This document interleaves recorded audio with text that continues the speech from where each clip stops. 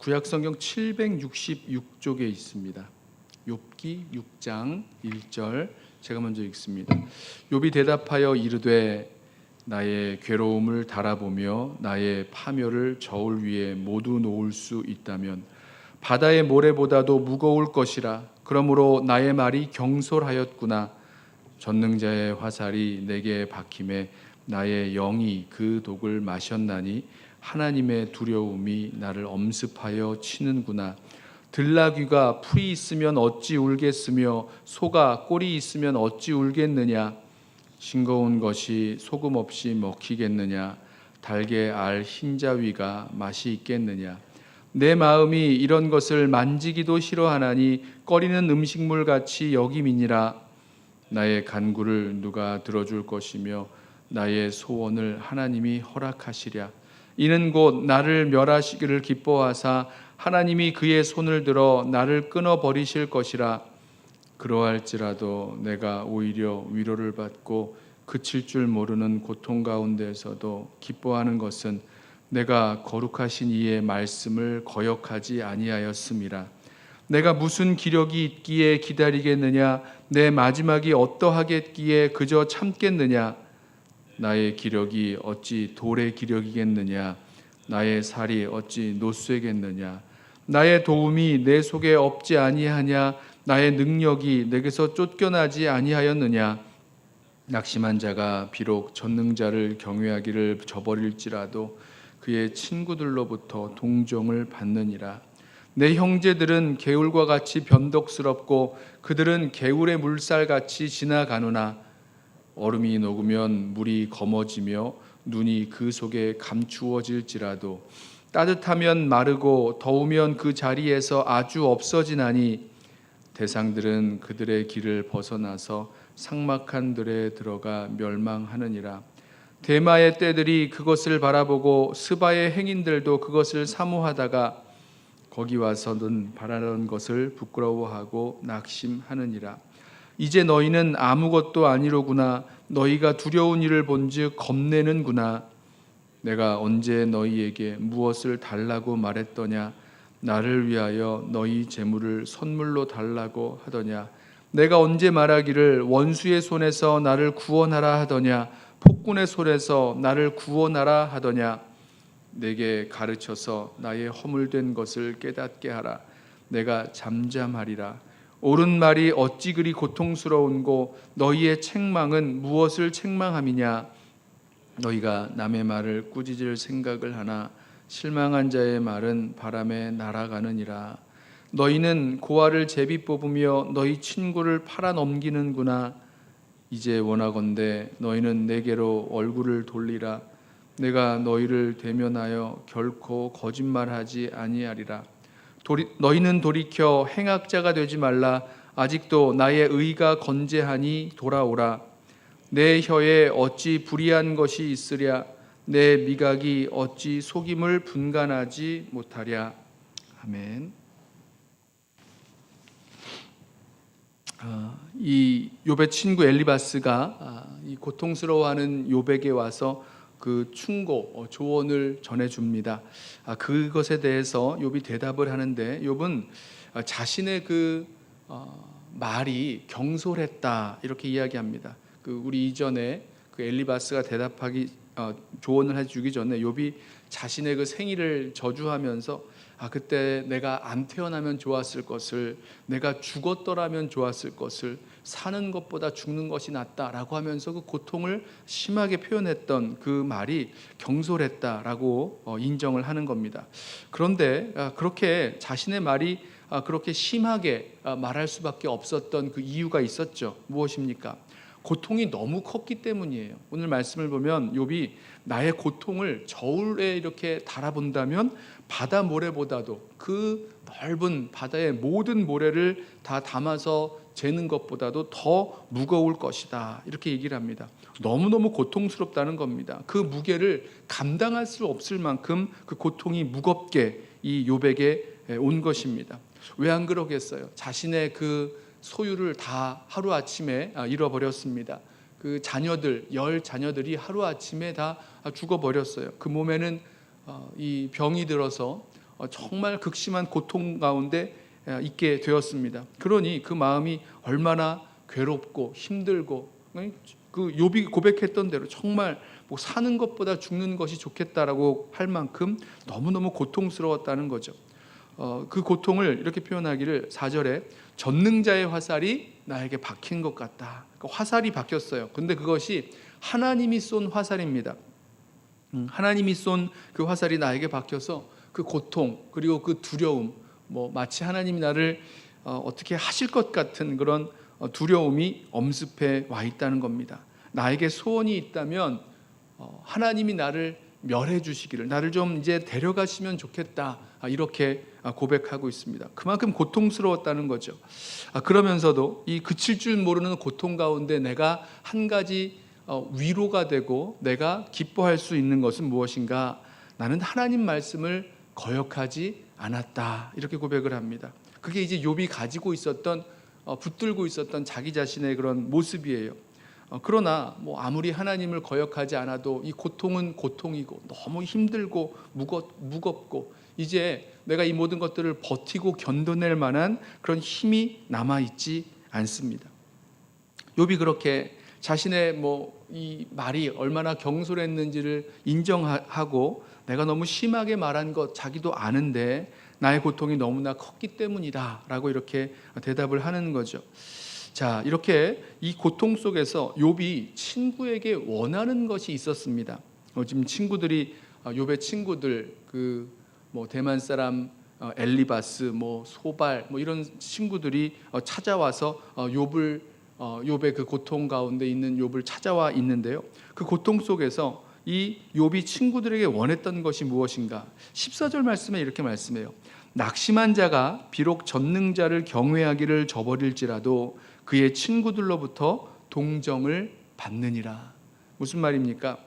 하나님을 경외하기를 잃어버렸어요. 그래서 그것 때문에, 그 죄악 때문이죠. 죄 때문에 고통을 받고 어려움을 받는 그런 사람일지라도 그 사람은 친구들로부터 동정을 받는다는 겁니다. 지금 욥이 그럼 무엇을 원하는 겁니까? 자신의 친구들이 나를 좀 동정해주고 나의 마음을, 나의 고통을 알아주고 나의 슬픔을 이해해주고 또 위로해주고 이런 것들을 원했다는 거죠. 그걸 원한다는 거죠.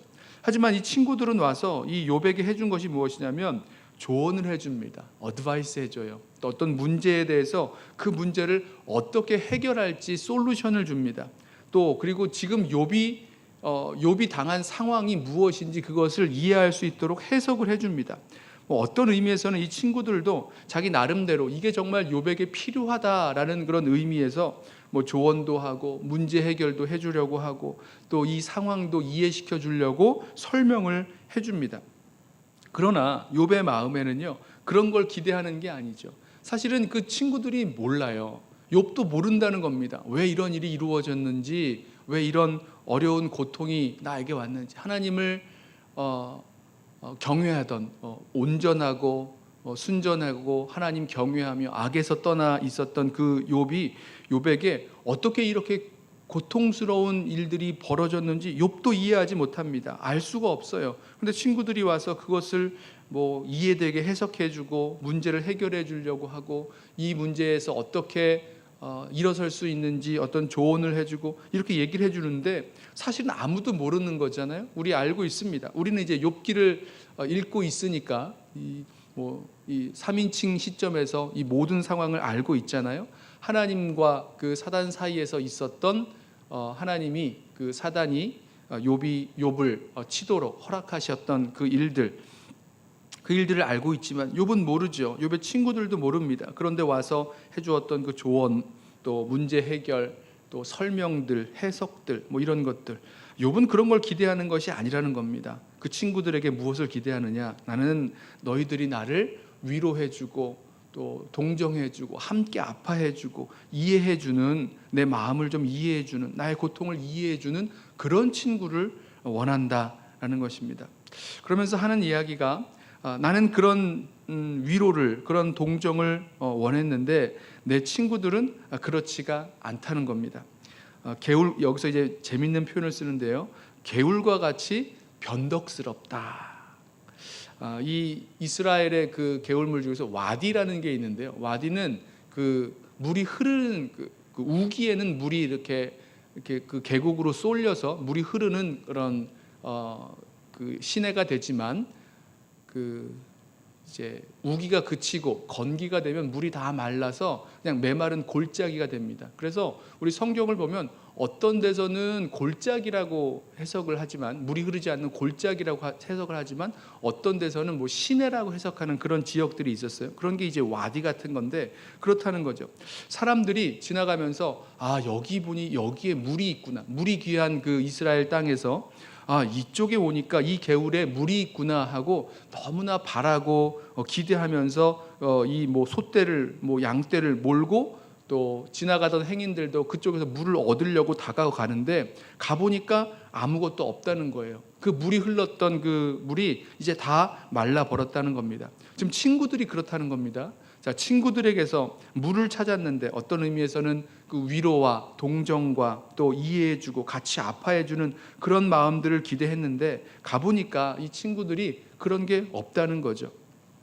자, 저와 여러분에게 있어서도 이러한 일들이 벌어질 수 있습니다. 누군가 어려운 일 당하고 고통스러운 일 당했을 때에 그것이 오늘 이 욥처럼 정말 의로운 자가 받는, 의인이 받는 까닭 모를 그런 고통, 또 어려움이라고 그런 것이 아니라고 할지라도 어떤 그 고통 가운데 있는 친구들을 향해서 무엇을 우리가 어떻게 우리가 반응하고 해줘야 될 것인가? 어떤 것입니까? 조언이나 문제 해결이나 어떤 이해될 만한 해석이 아니라 함께 아파하고 함께 울어주고 또 함께 이렇게 위로해 줄 수 있는 그런 마음들이 필요하다는 것을 보게 됩니다. 특별히 우리의 말이 중요하죠. 그 말이 때로는 우리가 실수도 하고 또 말이 온전하지가 못합니다. 그 말 때문에 상처를 주기도 하고 또 아픔을 주기도 하는데요. 정말 필요한 말, 그에게 위로가 되고 힘이 되고 소망이 되는 말을 해줄 수 있다면 그것이야말로 정말 이 낙심한 자에게, 어려움 당한 자에게 귀한 그런 힘이 될 것입니다. 욥이 고백을 해요. 25절에 이렇게 말합니다. 옳은 말이 어찌 그리 고통스러운고. 여러분, 왜 옳은 말인데 고통스럽습니까? 옳은 말을 들었을 때에 그 말을 듣고 깨닫고 회개하고 이렇게 할 수 있을 터인데 왜 옳은 말이 그렇게 고통스럽습니까? 옳은 말이라고 할지라도 지금 이 욥의 그 마음을 아프게 하고 또 위로해주지 않기 때문입니다. 옳은 말이 너희 어찌 그리 고통스러운고 너희의 책망은 무엇을 책망함이냐? 너희가 남의 말을 꾸짖을 생각을 하나 실망한 자의 말은 바람에 날아가느니라. 그러면서 이 욥이 이 친구들에게 이제는 나는 그런 죄를 짓지 아니하였다. 나의 의가 아직 건재하니 나에게로 돌아오라. 이런 말을 합니다. 여전히 그 친구의 그런 위로와 또 동정 또 이해해 주는 것을 원하는 그런 이 욥의 고백을 듣게 되죠. 이 욥기서의 이 말씀을 읽으면서 이 묵상하면서 이제 이런 그 친구들과 욥 사이에 그런 대화 또 그런 논쟁 또 설득 이런 것들이 계속 진행되는데요. 과연 이런 어려움 당한 사람에게 해줄 수 있었던 그런 조언이나 문제 해결의 말이나 아니면 이해될 만한 해석과 설명들, 그것이 정말 필요한 것이었을까? 사실은 모르고 있다는 거죠. 우리가 잘 알지 못하고 있었고 또 그것이 그런 낙심한 자에게, 어려움 당한 자에게 정말로 필요한 것은 아니었다라는 것을 보게 됩니다. 우리가 이 욥의 친구들처럼 그렇게 조언과 문제 해결과 해석들 또 그렇게 책망 이런 것들로 다른 사람들에게 접근할 것이 아니라 말할 것이 아니라 정말 그들을 위로하고 또 새 힘을 더해줄 수 있는 그런 친구들로 세워지기를 원합니다.